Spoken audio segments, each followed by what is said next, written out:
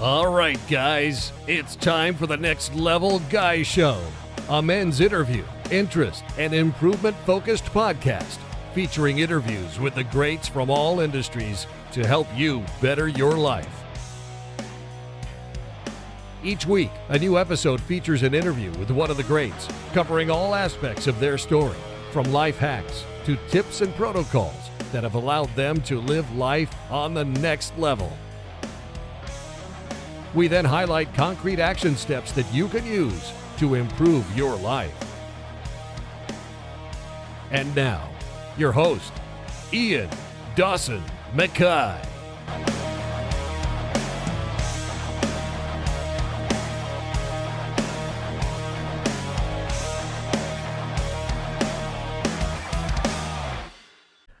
And today's guest is Adam Hill. This interview blew me away, and I know it will help you if you're struggling with addiction or vices in your own life.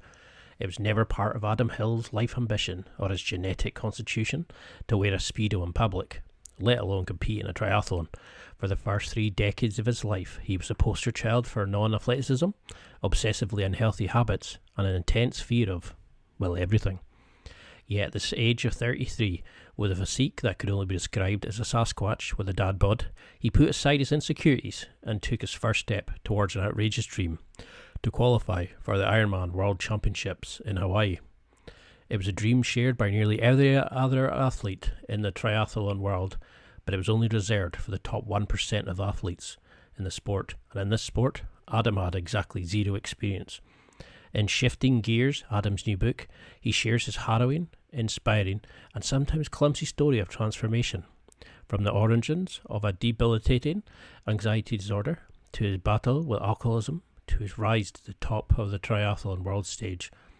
He's now an amateur elite athlete with multiple podium finishes, and has earned the distinctions of a USA Triathlon All-American and Ironman All-World athlete. He was featured in the NBC sports series Ironman Quest for Kona, which was released in 2017, which showcased his successful attempt to qualify for the Ironman World Championships. Today, Adam is a business executive, coach, speaker and author. Through his triathlon platform, Extra Life Fitness, he provides coaching, guidance and resources to triathletes of all levels. You'll often find him speaking about personal transformation and overcoming anxiety at company events, on podcasts and in other media, usually because they've invited him, as he says. And in this very open, honest and frank interview, we discuss anxiety, panic attacks and alcohol, how he went from the addict mindset to the athlete's way of life, how he learned to use his anxiety as a superpower in his own life, and so much more. And now, let's get to the interview. As you're the star, honestly, I love the book. It's one of the funniest books I've read in a long time, but also so motivational and life-affirming. But for people who maybe don't recognize you as the guy that started in the Mexican porta potty and ran the Kona, could you give a quick introduction? How should we know Adam? And because you're going to be on everybody's lips soon, but could you give a quick introduction of who you are and why you're going to become a sensation? I was, so I grew up a spaz, which, I grew up a complete weirdo and didn't have, a lot of inclination to the sports or anything like that. So I didn't play a lot of sports growing up or anything. So ending up going to Kona and doing an Ironman World Championship was not anywhere close to on my radar a long time ago. But in college, I developed something of an anxiety disorder, and it was absolutely debilitating at that time. This was the late 90s, and we didn't really talk about mental health a lot. And so I didn't really know what was wrong with me. I just felt myself having these panic attacks, and that they were so crippling, so debilitating, and this anxiety was so overwhelming. And really the only way that I knew to treat it, or really the only thing that helped, the thing that made me feel really good, was alcohol. So I leaned into that, and I became kind of a twofold problem, which was, an anxiety disorder mixed with alcohol, and they never mix well. So I became an alcoholic, and my life very quickly and over a long period of time became unmanageable and out of control. And so, fast forward to a lot of pain, a lot of struggle that I'd gone through, and a lot of attempts to really numb the pain with alcohol. After I got sober, I really realized, and I know I'm giving a very nutshell version of this, but we can get into any part of this that you like. But Mm. after I got sober, I realized that I could achieve things that I didn't know I could achieve in the past. I never thought that I could get sober. And that was a real important concept for me.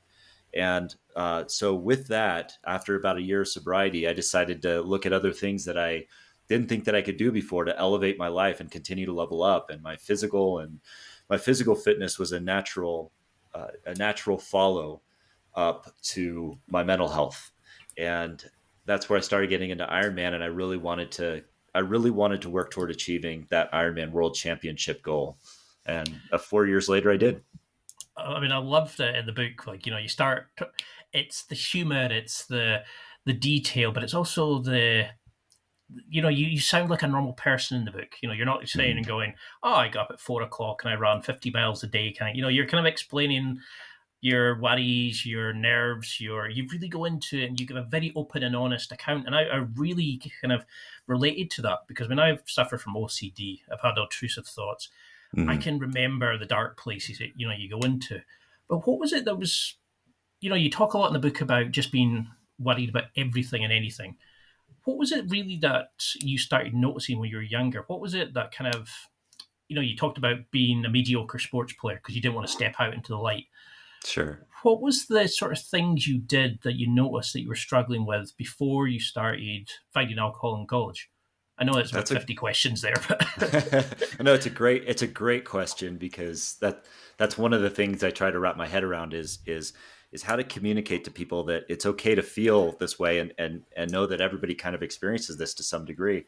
But the what I really initially noticed were very subtle things like when I would play baseball, instead of, they always say lean into the pitch and swing away. Well, I would always lean out and lean away from the thing that was fearful, or I would, be shy or very socially awkward trying to talk to people I didn't know, or girls or things like that. And things like the social dynamics of school in general, which are always hard for kids, but they seemed elevated for me, trying to approach people, that kind of thing. Those were a little bit of those subtle cues that led me to believe that, or I realize actually in retrospect were problematic for me. Because it's certainly something that you struggle with, isn't it? It's like when you don't have maybe somebody to go and speak to. Back in, especially when I was younger, when you were younger, it wasn't really talked about. It wasn't really acceptable to say, I'm struggling. Males were meant to be dominant, masculine, and take on the world and just get on with their own problems. And I think that, thankfully, it's gotten a lot better now. But, you were very open about panic attacks and about how you'd feel great. It gave you the Dutch conference when you were drinking, and then you'd hate yourself in the morning. How did you notice this affecting your life? Was it the fact that you weren't living how you wanted? Did you feel like you were living in a shadow version of the Adam that you knew you could be? Because the Adam now is amazing. I can see how you're changing lives. But what was that Adam like before the Mexican porta potty, Kona, this amazing transformation you've been through? Yeah, it was definitely a long-term identity crisis where it was just trying to manage something I couldn't control. That's how I felt. I didn't feel like myself, and I certainly didn't feel like I was living my values. Taking a step back, when I had my first panic attack, that was the first indication that I had something that was wrong with me. I was essentially studying for an exam in college. I was by myself in my apartment, studying for an exam, and I hadn't been drinking, hadn't been doing anything else at the time, just normal day. And all of a sudden it hit me like a ton of bricks, this insane amount of dread and panic and paralyzing fear over something that was completely irrational. I was afraid at that moment that I was HIV positive, and there was no reason for me to think that. It was just this weird instance of hypochondria where I wrapped my head around that because of this weird math problem that I'd solved in my mind. And I just fell paralyzed to the ground. And I was so certain that was the case And finally, when I got checked out by the doctor and they realized there's nothing, you're fine, there's nothing wrong with you, it was like this sense of relief. But then, a couple of weeks later, it came back as something else. That next time it was, cancer, or the next time it was some obscure disease or something like that, that would always, or, that I was somehow going to get arrested for something. There were always these irrational fears that would take me over. And I never wanted to tell anybody about it, because even in that certain state where I was so certain of that fear, I knew that I felt crazy. It just felt crazy to me. Yep. And so the only way that I could deal with that was to continue drinking. And then my dependency on drinking became so much worse.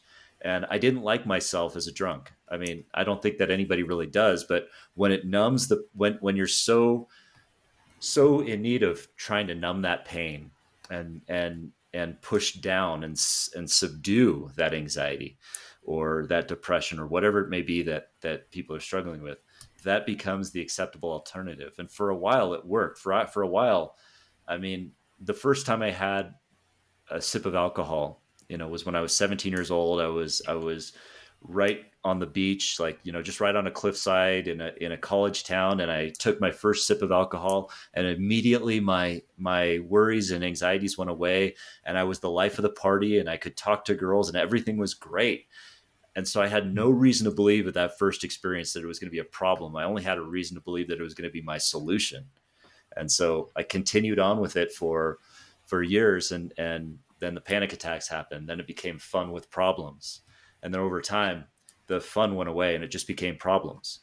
And I started to live this double life where I was just trying to manage the day to day, where I was trying to manage my anxiety and get to the next drink. Around a series of rules that I would set for myself.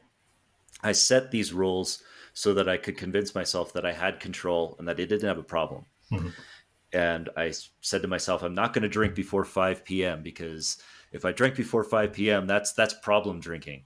Or if I drink on the weeknights or during work days, then that's a problem. And the one rule that I would never break was this rule of drinking and driving, because I hated people who drank and drove. I hated it. How could these people live on a planet where they're putting other people's lives at risk? I was so, I didn't do that for a very long time until one day I did. And I was in a blackout. I was out of control. And I got in a DUI accident.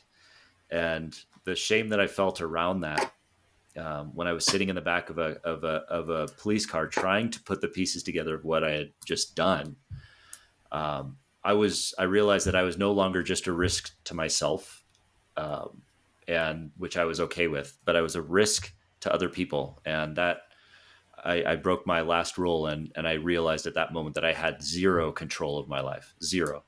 And that the only way that I could, get past that was either to remove myself from this world, or I had to really, really lean into getting help.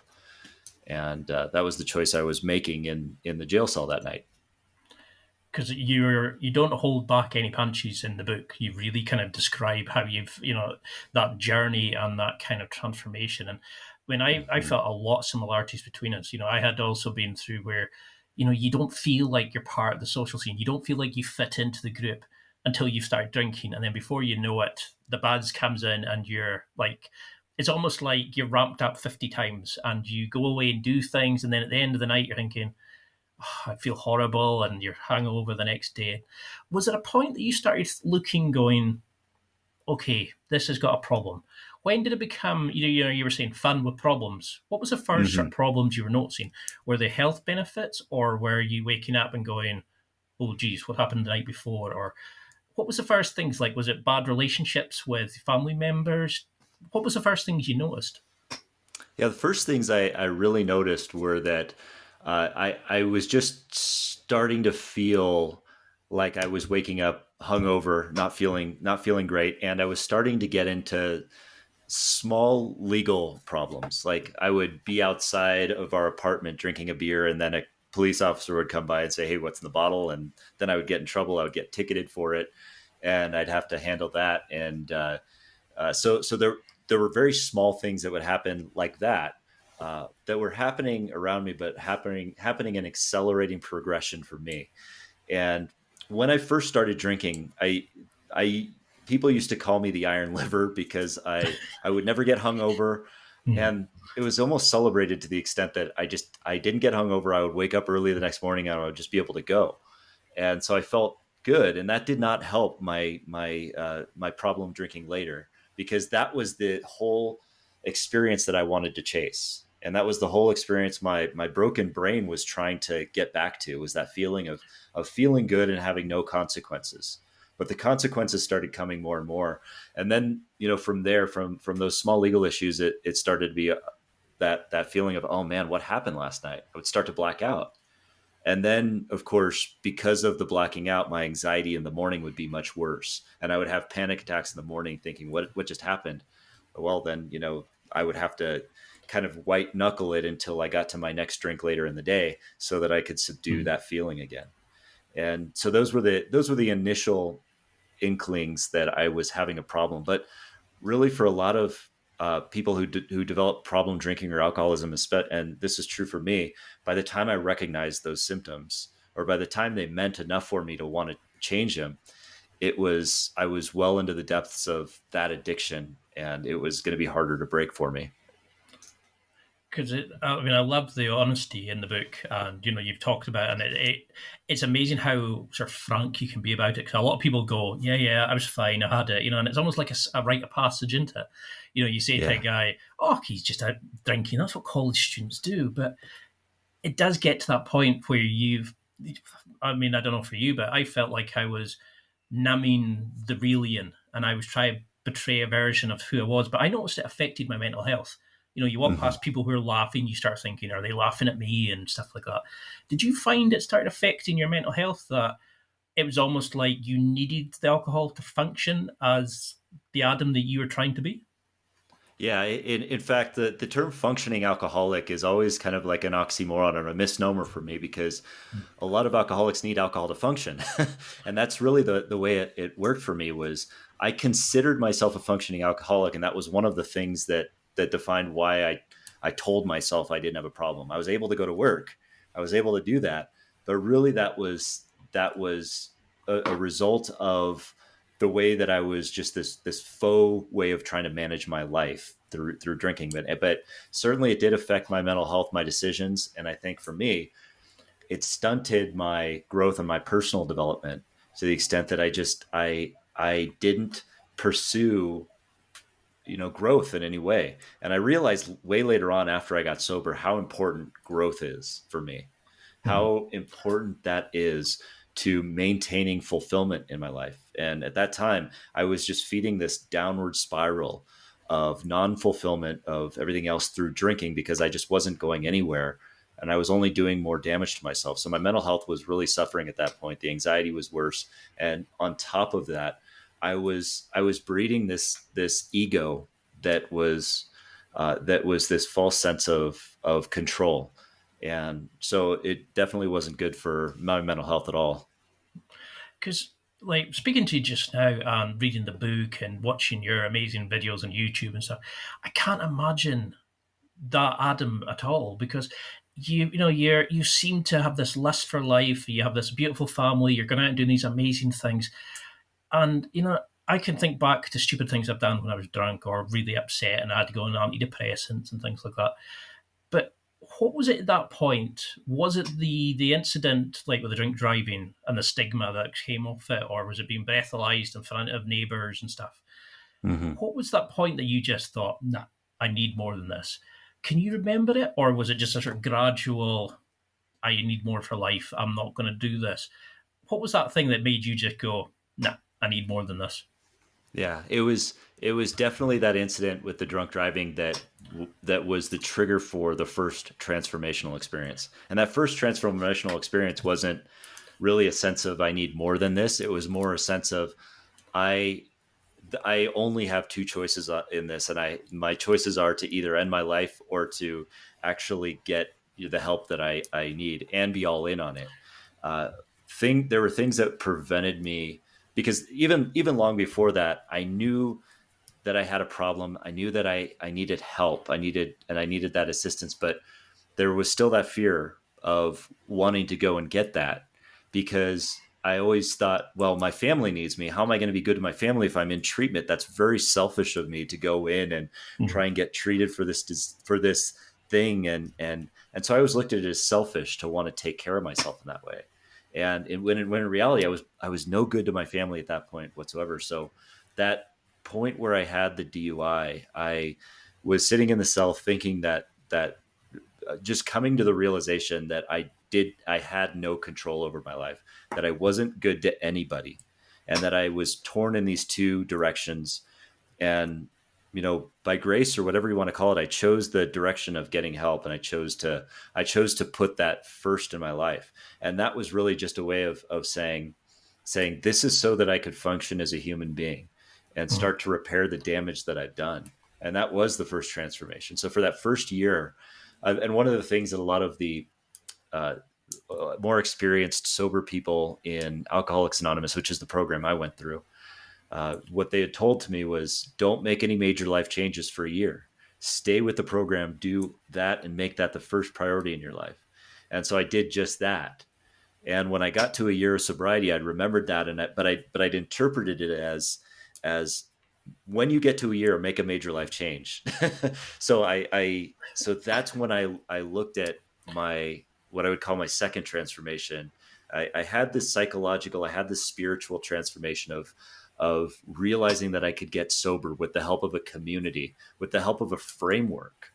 Mm-hmm. And it was so amazingly transformative in my life, because I realized that I was able to not only apply that to the drinking, but apply that to the anxiety that I had felt, and somehow come to terms with that and rise above that in some ways. Not overcome it.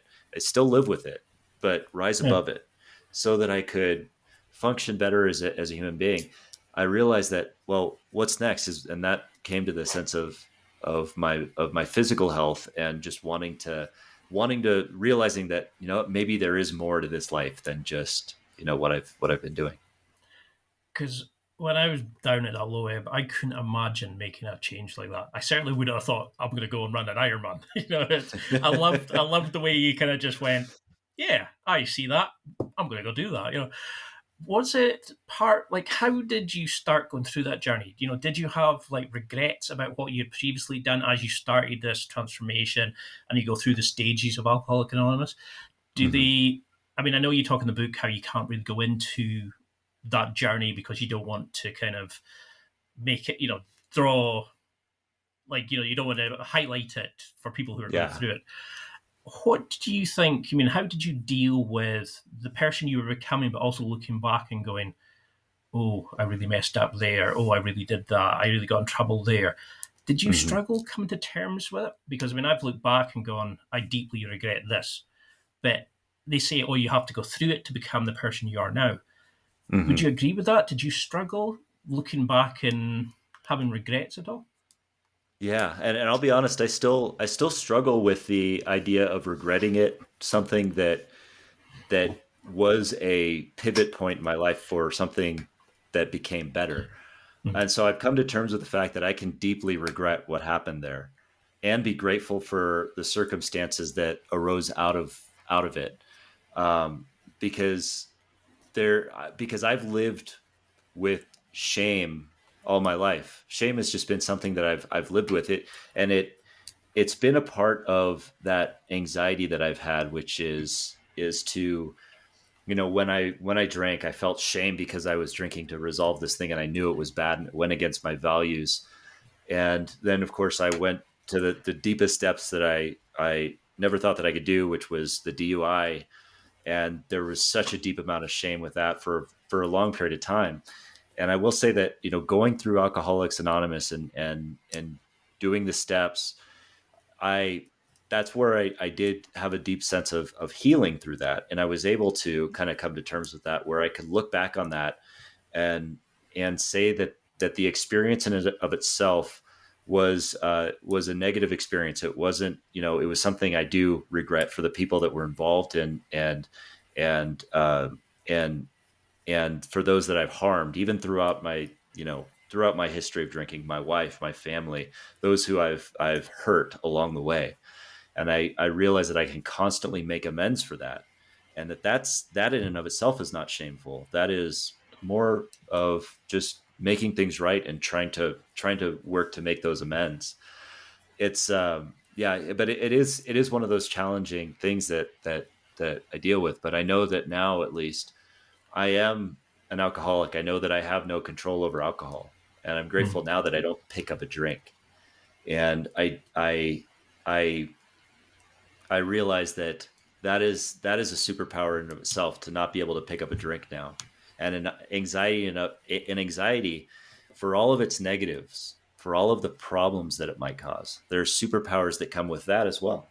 I think for every negative thing, there is a yin and a yang. There's a positive that could come out of it, or there's a negative. If I went back out and I just continued drinking because I was so shameful of that experience, well, then I wouldn't have done any healing, and that would be no good for the world. But if I tried to take that positive out of that experience, then it at least changes the way that my trajectory would go, and the trajectory of those that I might touch. I love that answer. I mean, it blows me away, the openness in the book. When you were talking about suicide, you're talking about the stigma, the upset you had caused, and to be so frank and open. I think you would help. That's why I think the book is so helpful to people, not just who are wanting to do Ironman, but people who want to change their lives, who want to leave addiction or be better people. And I love the fact that you can talk so beautifully about, yes, I can look back and regret it, but it's like you're saying, your history doesn't need to be your future. And I mean, I've been in dark places where you think, oh, I'd be better if I just went. I can't change. It's too painful. Yeah. What was that first few steps? Did you struggle at all or did you sort of fall back? Did you to relapse, or did you have it because I know in the book you talk about smoking the depression away. You felt better when you had cigarettes and stuff. How, if you did make a mistake during that journey, how did you recalibrate, reset? Because this new Adam is an amazing person who's changing so many lives and helping so many. But how did you think, no, that's just a little slip up, I'm going to continue on, and not think, oh, well, that's just me, that's who I am, make it part of my story? Yeah. I think that's one of the things was to acknowledge that I am not perfect, that I am human. I think one of the reasons I fell into a trap of shame and anxiety and on all of those things before is that I was striving for perfection, and I was always failing. That's just something that my mind goes to, and coming to the terms that I'm going to make mistakes, that I'm going to slip up, and that's okay as long as we reframe those, and as long as those mistakes, as long as I don't go down a path of continuing to hurt other people or anything like that, then that's in sobriety. I mean, I made tons of mistakes, and fortunately I never had to pick up a drink again. Fortunately today I don't have a desire to drink, and in the past 10 years since my DUI accident, I haven't picked up another drink, which is a real blessing. But I also remember that I'm human, and I that is always something that is on the possibility, even if I don't have a desire today, that one day that desire may come back, and I have to be ready for that. And I have to manage it just today. So, and then getting into triathlon, I mean, I realized that was one of the beauties of that sport for me, of starting with that sport, is that it's such a long event. And I mean, there's so much training involved, and there's 3 sports involved, that you're bound to make mistakes. You're bound to have something go wrong. And so it's the perfect supplement to sobriety for me, because when I'm doing it, I experience things that I can control, but I also experience these things that are out of my control, and I have to accept those things and adapt. And so it's the perfect balance of that serenity prayer, which, is that, grant me the serenity to accept the things I cannot change, the courage to change the things I can, and the wisdom to know the difference. So it's like the perfect practice of that. But yeah, accepting that fact that I'm not perfect, and that I'm going to be clumsy and accepting that we are imperfect is very important. I love it. I love how sort of open and honest, and sort of how you can see this from another level. You can, I hate myself for that pun, but you can actually understand this, because a lot of people are probably going through this just now going, oh, I've just had a drink. Oh, I've woken up and I'm hungover. What helped you through that stage? Were you journaling? Were you like going and staying with friends? Were you eliminating bad habits? And then, how did you think, okay, I'm going to change this habit and I'm going to start training, I'm going to start running, I'm going to cycle, etc. How did you start eliminating the stuff that was holding you back to change who, to who you're going to become? So when I first got sober, that the absolute key there was the community. And I mean, for me, it was AA. For anybody else, it could be anything. That as long as that community has people that have the experience of what you want to achieve, that there's people there that have what you want. And so I surrounded myself, and this is true of any kind of success kind of formula, whether it be sobriety or success in business.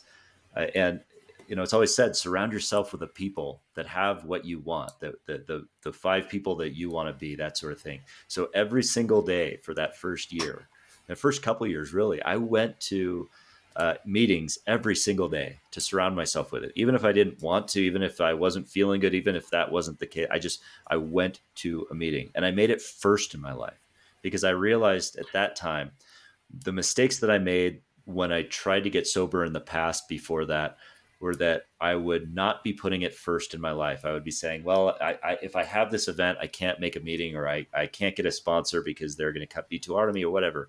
This time I put it absolutely first in my life, and I did whatever they told me. And I know for people out there that may be in the midst of problem drinking or be questioning themselves, they may hear that. And if they're anything like me, they'll hear that, and then they'll get that twinge of like fear. And that twinge of fear of like, oh my gosh, I shouldn't, I don't want to do that, or it's going to be, that twinge of fear always precedes one of two decisions: the decision to go back into the comfort, or the decision to go away from that and into something that will contribute to growth. And I would challenge people to just jump right into that experience of growth. And I'll give an example of that, as far as how it relates to the second transformation that I went into the Ironman journey. Because the first time that I saw the Ironman World Championship was, I was in the midst of my anxiety. It was probably like 15 or 16 years ago. I was, still drinking and all of that. And I was watching TV one day. I saw the beautiful landscape of Hawaii just appear on the screen. I saw, these people running, and then the announcer came on and started talking about these amazing distances: 2.4 miles of swimming, 112 miles of biking, and a 26-mile marathon on top of all of that. And I was like, wow, that's incredible. How many days is it going to take those people to do that? And he said, all in one day. And I'm like, wow, one day. And I heard that, and then I watched all these visions of people crossing the finish line with smiles on their faces. And they were people of all shapes and sizes, of all ages, and all of this thing. And I was just so inspired. And I was like, wow, how cool would it be to do that? And then that little light just shined in me, and it was like, oh my gosh, that would be amazing. What if I could do that? And then that twinge of fear that I just talked about came into my brain, where it's like, oh, I wouldn't want to do that. And that fear manifested as this self-doubt that said, you can't do that. You're an alcoholic. You're drinking all the time. You're smoking cigarettes. Look at you. You're out of shape. You're overweight. You're doing all this. You're not an Ironman. Go back to feeling sorry for yourself. And so I didn't think about it again. And that was where I leaned into that twinge of fear that was comfort. But fast forward to that time when I had a year of sobriety, and I had a stronger mindset. I had all of this, what they say AA in my brain now, where it was like all of this recovery, the steps, and I felt more empowered. My mindset had changed. And while I was doing that, while I was spending a year, I was thinking, how can I better elevate my life now? How can I start to grow? And how can I do so in a way that's physically empowering? And that's when the Ironman popped back into my head. And I had that same feeling of excitement. I had that same feeling of it. Wow, that's so amazing. I remember that. And how cool would it be to do that? And then that twinge of fear came back. And this time, instead of looking at that fear and falling back into comfort, with an empowered mindset, I turned into it, and I said, well, what if I could? And that's what got the snowball going. And so I started really researching it, and it got really exciting. And I started was fortunate. I started training the right way, and I was accountable to it in the same way that I did with sobriety. I found myself in a community of encouraging and supporting people that really led to that structure of accountability that I needed to continue on and persist with it. Yeah. I love how you just blow me away with each other. Like I was almost struggling to think of a next question because I was too busy listening and going, whoa, like it's amazing to see that you can be so frank with this, because I know this will be helping so many people who are sitting just now thinking, I don't deserve to change. I'm just one of life's losers. I'm a bad person. I don't need to do this or that. And I think that's the problem is we don't go and say to guys, look, you can change this. You don't need to be doing this. There is options. There are things you can go and work on the problems that are doing it. No matter how dark, no matter how desperate it is, there's always things we can do for one another. But it's only recently we've started this change. So how did you start thinking to go from the addict's mindset to the athlete's mindset to wanting to wear a Speedo 24/7? I love the bit in the book when you're talking about the first time you wore a Speedo. It's when you're 13 and it's a time you don't want to be wearing a Speedo, when you're noticing girls and all that sort of stuff. And it's, you can see the positivity, the more positive writing in the book as you start becoming the Adam that you are today. But how did you switch from addict to athlete? Because it's such an amazing transformation. That's a good question. And I would say, for me, the two are almost one and the same, because really I'm always an addict in terms of, I'm that part I never got rid of. I've always had an obsessive personality, and I can't stop being an obsessive person. So now it just becomes, how can I channel it in the right way? And getting into the athletics, and it's another great reason why, at least for me, triathlon was so wonderful, because it channeled that obsession so well. I mean, how much more can you channel obsession better than having to be on a 5-hour bike ride where you're just constantly doing that? That's obsessive. But it was also empowering in the way that, alcohol wasn't. I became a better person. I began to grow. I began to learn that I could do things that I didn't think were possible for me. And each one of those things, instead of being a downward spiral, like the addiction to alcohol and the obsession with alcohol was, or the anxiety, it became a virtuous circle, an upward spiral, one that I kept improving on, and leaning into those personal growth things, really, really, really helped me on that front. And, I'll say too, with regard to something you just said about people feeling like they're not worth the change. I think you said something kind of similar to that. And I can definitely resonate with that, because my problems, growing up as a youngster, going to college, I mean, all of those were first world problems, man. I mean, let me tell you, I had a privileged life growing up. I had two parents who loved me. We didn't struggle for, financially. We didn't, I was able to go to college. I was able to not have that kind of food insecurity that many people have. Yet I still had anxiety, and yet I still had that. I felt like I wasn't worth the change. I felt one of the reasons I felt shame was because I felt like there's no reason for me to feel this way. There's no reason. I look at how good, I'm going to school at the beach. How could I feel bad? Yet for me, it was hell, just because of everything going on in my mind. And I just want to tell that to people, because everybody is struggling with something, regardless of what status they're in. I mean, or their economic status, or what they may be going through, that we're all experiencing something, and we all deserve to have validation to those things that we're feeling, and work on getting empowered through them, not becoming a victim, but growing and becoming empowered so that we can live the best life that we each can live. Every one of us is entitled to that. Good, yeah, I mean, that really hit home with me, because as I was reading the book, I was remembering who I used to be. When you felt like your mind was a prison, you felt like, who am I to complain, because I've got 3 square meals, I've got a loving family. When there's people who are going through cancer, abuse, and all these sort of things, and in your head you're going, no, my problems aren't nothing compared to that. But it's something that's affecting all of us, and we're not told, we're not said, like, what's going through your mind isn't true. That it's just your brain using the information around you, or what you believe to be the world.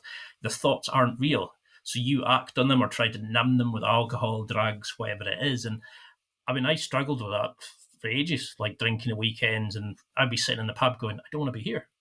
After a few beers, well, I'm here, may as well make the most of it. And then I'd be looking forward to it for a couple of days, and then I'd think, what the hell am I doing? And I love that you were saying there, you change bad habits for good habits. You talk in the book, I had to write it down. Anxiety is an overwhelming byproduct of exceptional talent or ability. Unleashing that talent requires daily mindset practice. How did you look at that and go, I'm going to use this as an anxiety superhero. I'm going to reframe anxiety, and instead of it being a hindrance, I'm going to go, fuck it. I'm going to make this I'm going to become Superman with this. I'm going to use this as a power. I love that. I certainly don't know how I did it. How do you think you did it? I think it was something that evolved over time, was just that perception, so that I could look back and say, okay, yeah, all of those things that I did, getting into Ironman and things like that, what kind of skills did I use there?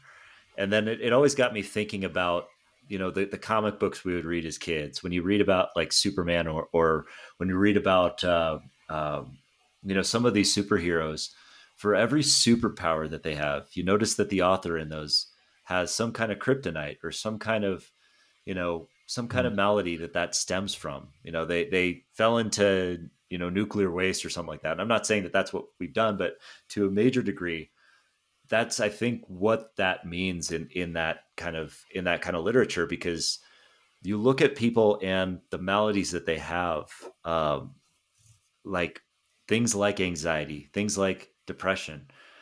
A lot of those, are due to being overstimulated in some way within our brains there, and the offset of those things tends to come with creativity, with obsession, with those kinds of things that can be either good or bad.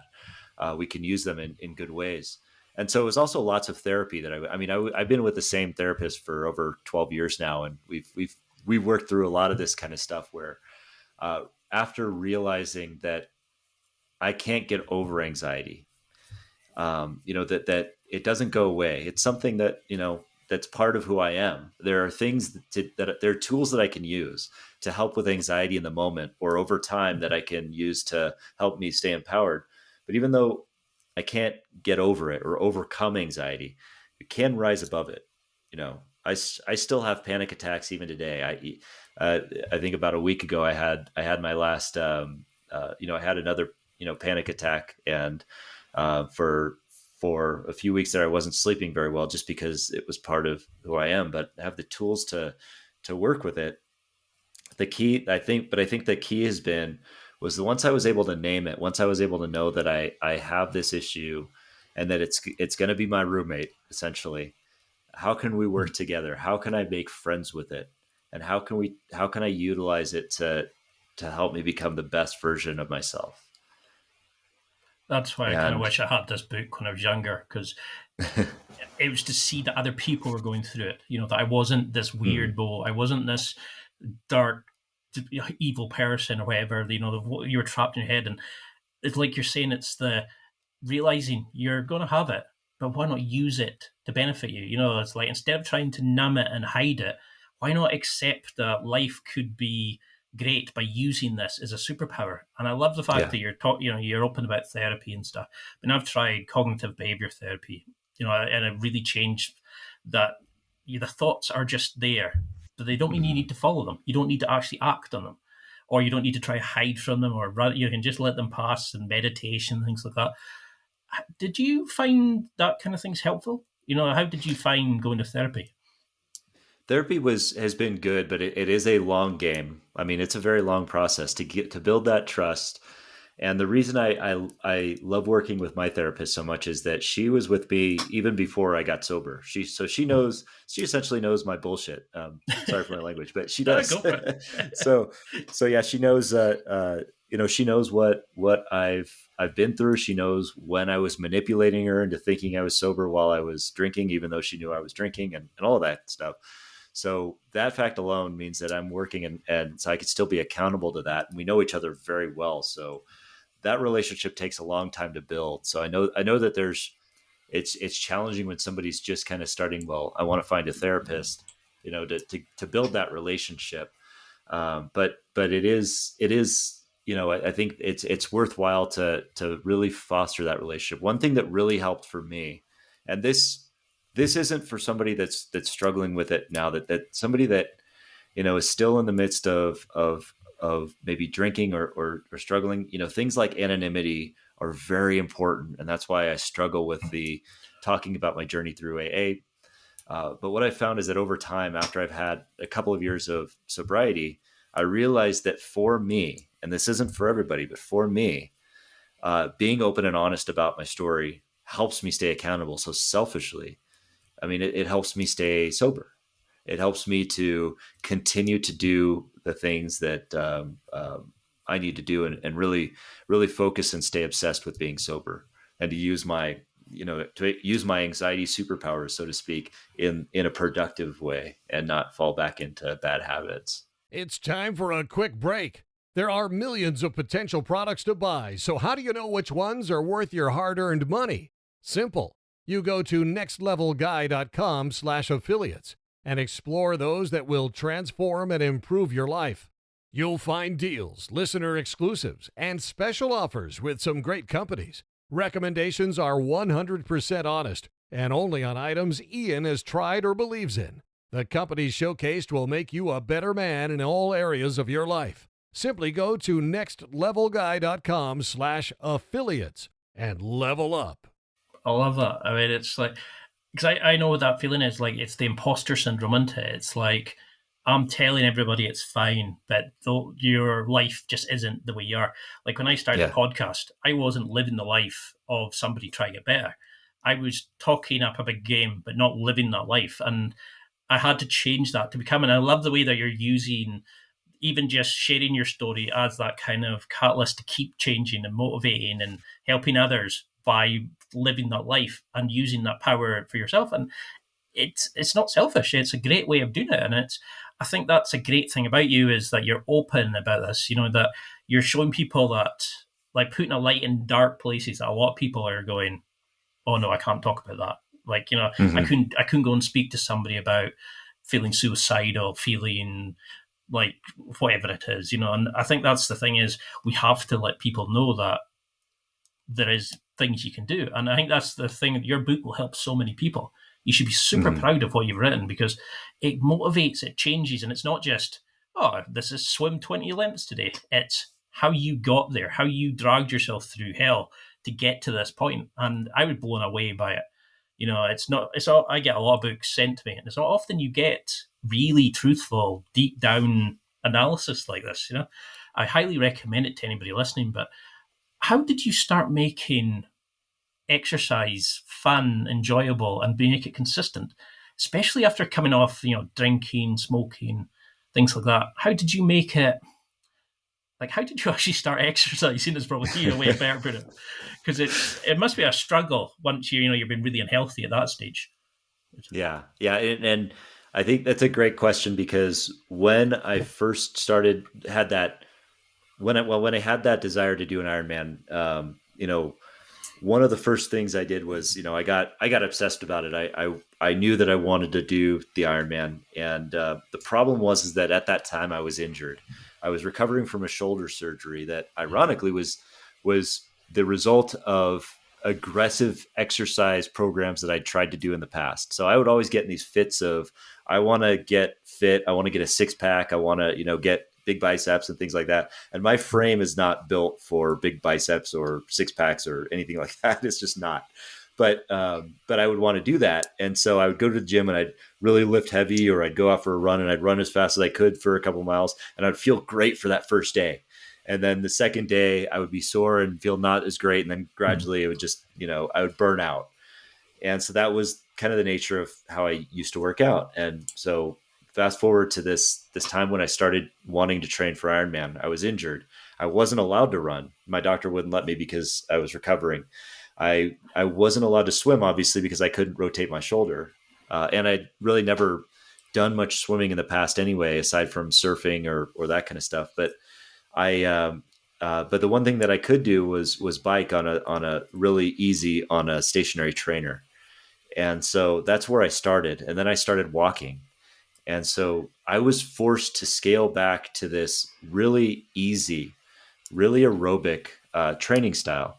And so, and then even reading, and then I was also, because I was obsessed with it, I couldn't work out as much as I wanted to. It was a blessing in disguise because I wasn't working out and burning myself out.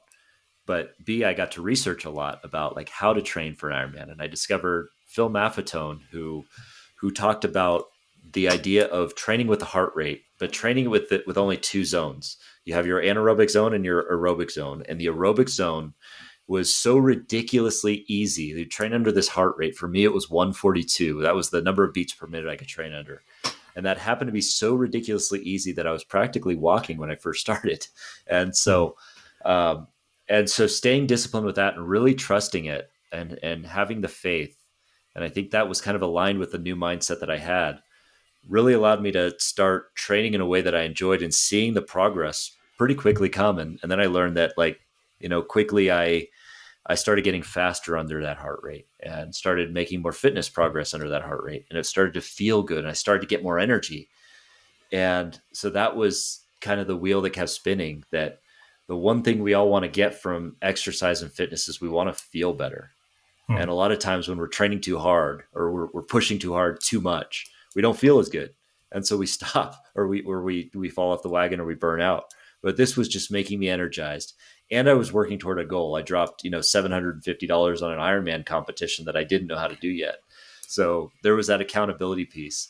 So a couple of things I think that really helped me was finding a training regimen that I really enjoyed, which was the easy aerobic fitness, because I hate going fast and I hate pushing hard, but easy aerobic fitness mixed with the variability, swimming, biking, and running, which was, highly variable, and having an achievement-oriented goal, something that was a bit scary to me, but would be so fulfilling if I accomplished that. And that was the Ironman. So once I had that down, that was the motivation to just keep going and practice the discipline that I wanted.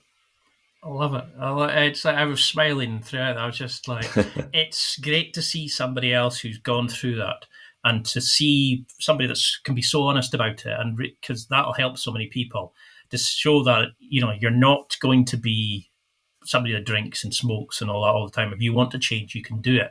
It's not going to be the easiest journey, but you need to find and build it slowly. Put in, make it a consistent practice. And, you talk about in the book about, you have chapters like RIP cheeseburgers. I love that kind of, you make it fun and enjoyable. There's one where you're talking about having to convince your wife that Ironman it's possible. It's a good idea. How do you start making people who probably associate you with drunk Adam, fan of the party Adam, how do you get them to go, no, I'm going to make this change. I'm going to go do Ironman. How do you convince people and yourself that you can do more, that you can be this version of Adam that you want to be? Did you struggle with that? Oh, I did a lot. Yeah. And I ended up having to really show them, because it was something that was so out of character for me that I didn't want to tell anybody at first. I didn't want to share with everybody what my dream was or what my goal was, because even I thought it was ridiculous. And I give a lot of that credit to my wife, who was the one person I told, but she was the one that, kind of lit the fire to say, oh yeah, you should do that. Because when I told her that whole chapter on how to convince your wife that an Ironman is a good idea was all about me being worried that if I told anybody, even her, that she would laugh me out of the room and say, no, that's not for you. Why don't you start with a 5K or do, that's more your speed. Plus I need you here to help take care of the kids. But she was so absolutely supportive and so without a beat saying, yeah, you should do it because I know you can and I believe in you. It was that was a powerful motivator for me, and almost oh shit, I got to do it now. So, but for everybody else, for say my parents or my family or people that I worked with, I didn't want to share it because I was afraid that, I would kind of get laughed out of the room, or, that they would say that. But as I continued to train, and as I continued to work toward it, I mean, the results started to show themselves. I started to, lose weight. I started to gain more fitness. I started to have more energy. They started to see me go on lunch runs, and they would start asking me what I'm doing. And then I would start to, as I felt ready, I started to tell people a little bit more.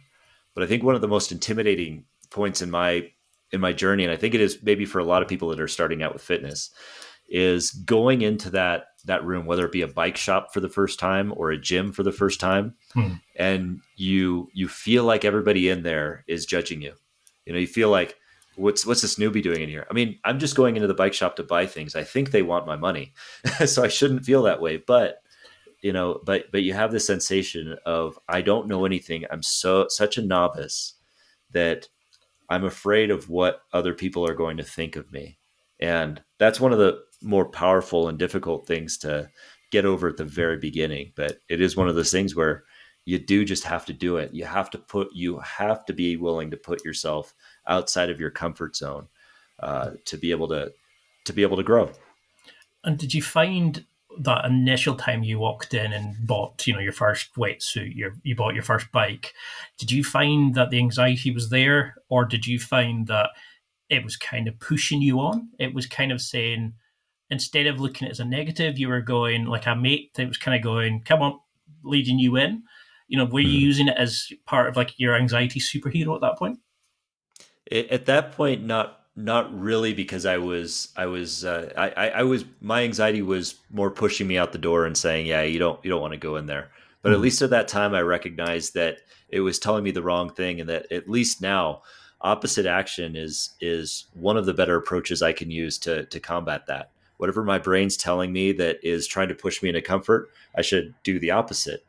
And so if it's telling me don't go in that shop because it's scary and people are going to laugh at you, I should go into the shop and just start asking questions. What's the worst that can happen? And then I realized that once I was in there, they were super helpful. They welcome beginners. And that's what I discovered from the entire community, was that it's so welcoming, so supportive, that it was easy to get involved on that front. It was a challenge at that first stage to get past the anxiety and walk in the door. Because I know that feeling when you're kind of going, I don't want to go in. No, don't laugh at me. But it's like in the gym. It's like in any sports shop. They love you coming in because asking questions, getting people involved with the sport. It's brilliant for them. It's a training partner. It's a sale. It's a whatever. There's so many amazing things, and they want people involved in sport. I mean, I can't believe we've been talking for 55 minutes already. I feel like it's been 5 minutes. Like, this is where I struggled with you, because there was a whole addict to athlete section. And then there was like, but I need to do a second one because we want to talk about the actual training and his coaching and stuff like that.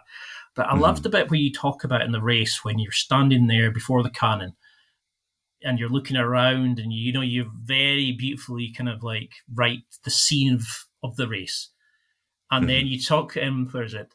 I love the line when you said, I swam through fear, biked with my brain, and now I was running with my heart.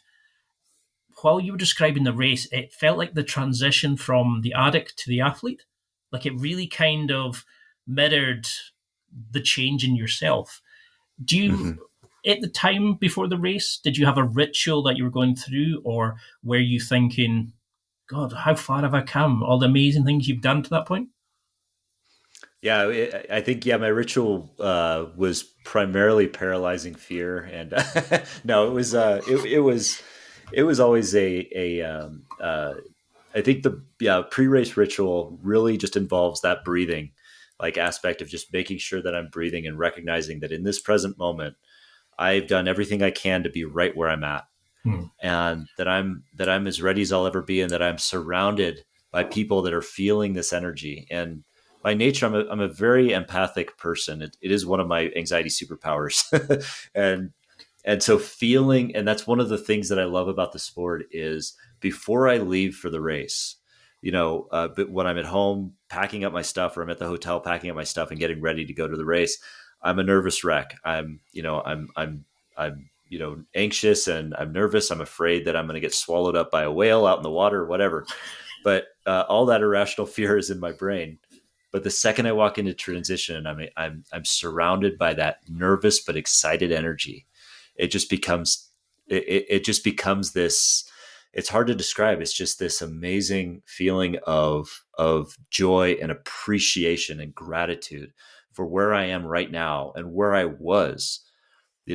Because regardless of what happens, if I do get swallowed by a whale or whatever happens, that what I've come from and where I'm at now is a miracle, and I'm on borrowed time because of it. And that there's just a lot to be grateful for in that moment, in living in that present moment. And in that transition, in that pre-race energy, I'm forced to come to that appreciation, which is one of the most beautiful things in life. And then when the cannon goes off and when I'm looking around, the anxiety kind of drifts away, and I am just now doing this thing that transcends life itself and transcends all that we think we are, and then we become something new at every finish line. I love how it's like in the book, it's almost like you were shot away from your anxiety at that point. When you hear that cannon, you're just going in, and you think you're in a scene where there's bodies everywhere, there's arms and legs kicking around the place as people are combating for positions, where most people would be going, oh my, I need to get out of this. You were like focused in this. You were thinking, where am I in the race? And oh wait, I could actually be in the lead here. I could be in, like, I love the journey, and it mirrors your own personal journey. Like in your YouTube videos, you have such a supportive family, and you do an amazing sketches in there. How did becoming a father change you? Did it help with anxiety? Because there's scenes where you're talking about your kids sleeping outside because you've got your pain room, you've got your meditation room. There's all these sort of funny skits you do. Your daughter telling you to go and put clothes on because you're walking around in a Speedo, so you stick your race hat on. It's all these really funny things that are. How did it change you? Do you think? Because I love the scene at the end of your first race where you kind of fall onto your daughter and you're hugging her, and you can see the love and the that family unit. Like, they come to all your races, they do all these amazing things. You've got such a beautiful family. How do you think that changed you as a person? What advice would you give to new dads? Oh, wow. Yeah, that's I would well, it definitely changed me. I mean, I wasn't sober when I had my kids, but fortunately they haven't seen me drunk or don't remember me drunk. And I'm grateful for that, because I've been able to foster a relationship, with them since I've been sober that has been amazing. And I think that if there's any advice I can offer new parents, it's that we all want to set a good example for our kids. We do, and I think it's important that we don't try to set a perfect example for our kids. That I don't want to come across as perfect. I don't want to come across as I'm doing this thing and you need to do it too. And recognizing that one of the most important things that we can do as parents is foster that individuality in a healthy way and allow them to grow, allow them to make the mistakes and pursue what they want to do. And it's one area where I wish I could be better, to be honest, is be a really, and it's one thing I'm striving to constantly do, is be a better father. And I feel like I want to, continue to pursue how to be better at that. And it's one of those fears. And like I've always mentioned that anxiety is always with me. I live with it. And it's one of those anxieties that I'm always living with now that's different than what it was before. What before I had kids is now I have that anxiety is how am I failing my kids today? And, that's I know that may be an irrational fear, because as long as I'm there for them, as long as I'm supporting them in whatever ways I can, then I'm doing good. But I'd be lying if I didn't say that it's a challenge for me to really rationalize that and get past the fear that I have for them while staying open-minded for who they can become. That's an amazing answer. I mean, I think that comes across as that you're feeling like, oh, I'm failing them, oh, I'm doing this, I'm doing that, and am I a good dad? Where you're probably so motivational to them, you're inspirational, and you're involving them in your hobbies, you're showing them like competing, and you're showing them like that there's nothing that they can't come to talk to you about. That Mm. you can get help, you can change your life. You're going to help so many people. Like, they should give this to kids to show them how you can start on a bad journey and you can change your life. And I think that's something like, I know yourself, like when you struggle with it in your mind, you think, am I a good person, am I doing this? But when you stop and look back and go, holy hell, look at what I've come, you should be super proud of yourself for what you've done, for this amazing Thank you. journey, and for getting to write it down. Was that the motivation for the book? Was it to kind of come to peace with it, to a cathartic, I'm just going to write this out? Or did you want to help people? What was the idea behind shifting gears? It was a little bit of both. Yeah, I certainly wanted to write it down, and I had the idea to write a book about that before I ever qualified for the Ironman World Championship, just to to share with people that I I I see a lot of books. I see a lot of promotion for people that are, that may have had an athletic background, that have done exceptional things, talking about in their memoirs, about that. Mhm. And what I don't see as much of is people talking of real people, people that are average, that might be living day to day and just trying to get through life, talking about how they experience their anxiety and how they level up to something that was exceptional. And that's something that I wanted to, when I set out to qualify for a world championship, before ever even doing an Ironman or a triathlon. That was one thing that I wanted to experiment on myself, really, was, can an average person, can they achieve this? Can they achieve really the epitome of the sport, or epitome of something that they never thought was possible? Hmm. And the answer is unequivocally yes. Because if I can do it, if I can do something like get sober, and that's where I learned that the first time, because I never thought that I'd be able to get sober. But I learned that the first time, that when I got sober, wow, if I can do this, anybody can do it. And the same thing I learned with something like Ironman Triathlon, or maybe CrossFit for people. It may be playing a musical instrument, or starting a business, whatever it may be. That it is absolutely possible, and it's not going to be easy, but it is possible. And if it's that much of a burning desire in each of them, then it's worth pursuing. Because there's a line where you say, I actually had to write it down, where you said, people are saying, maybe I could win this. And you said, they didn't know that I had already won, as I had transformed my life. And I thought that Mm-hmm. was so beautiful, that it was, you had gone through this journey, and it didn't matter if you won or lost, you had made this change. You had changed, you had lost an addiction, you had built hobbies that were going to change it, that you had changed your relationship, become a better father, you had become fitter, you had given up your bad habits, and you were writing out this thing that's going to help so many people.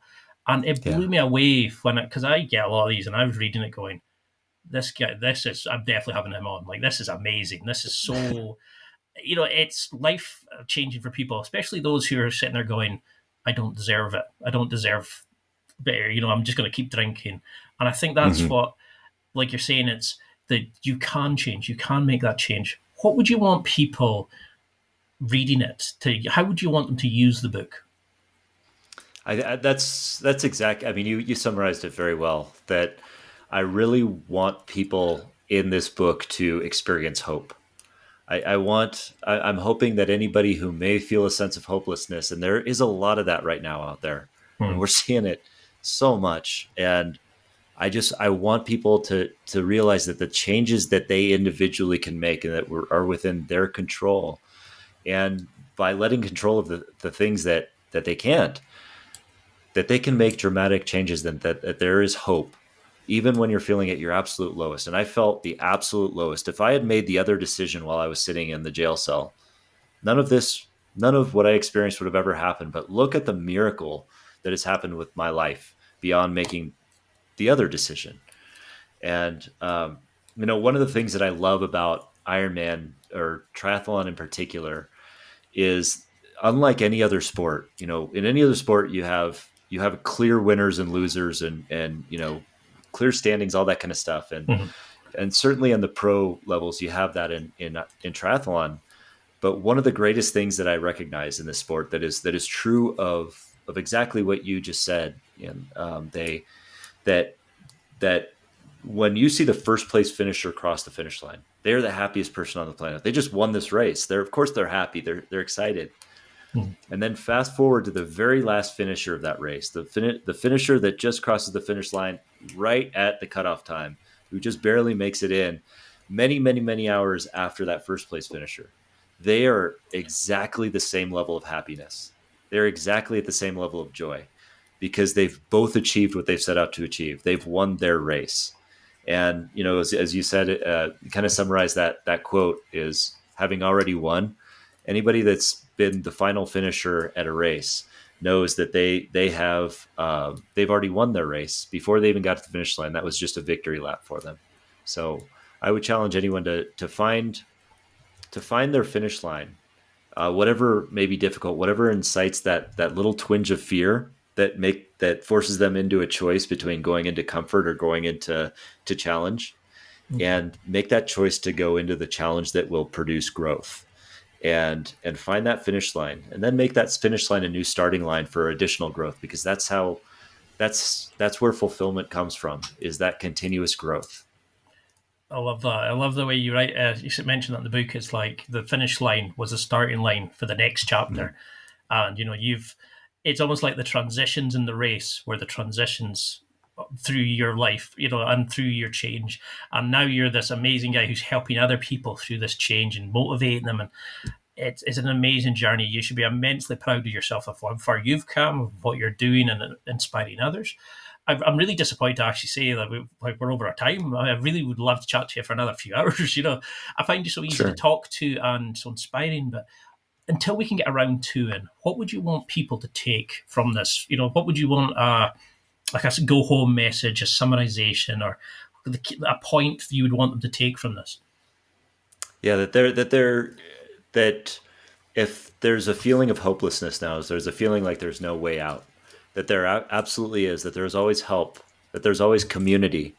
And I would encourage anybody to look at that and try and find that community of help, and to really ask yourself, you know, what is it that I can do that really does, you know, cause that little bit of twinge of fear that would, you know, challenge me to go outside of my comfort zone, and find that, and just be good people. I know we're going through a really tough time, and it's being amplified with everything that we see on the news and in social media, but it starts with each of us to just be, you know, to just be good people. And it's something I fail at a lot, but I think as long as we try and we keep it at the front of my mind, we'll gravitate in the right direction. Well, we're definitely around too, because I've had an amazing time. I really hope you've enjoyed it as much as I have. But for people who want to find out more about you, apart from buying the book and stuff like that, how can we connect with you? How can we watch you race? How can we get coached by you? How can we just kind of like, you know, is there a way we can communicate with you, and people who are going through similar can ask for help, or kind of, you know, recommendations you would suggest for people, you know, as your social media, etc.?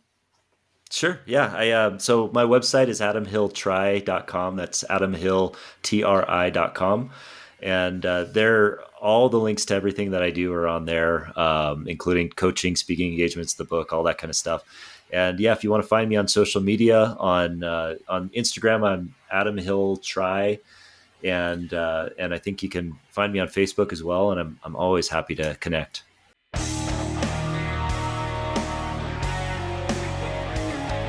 Well, that's it for another week, and thank you for listening.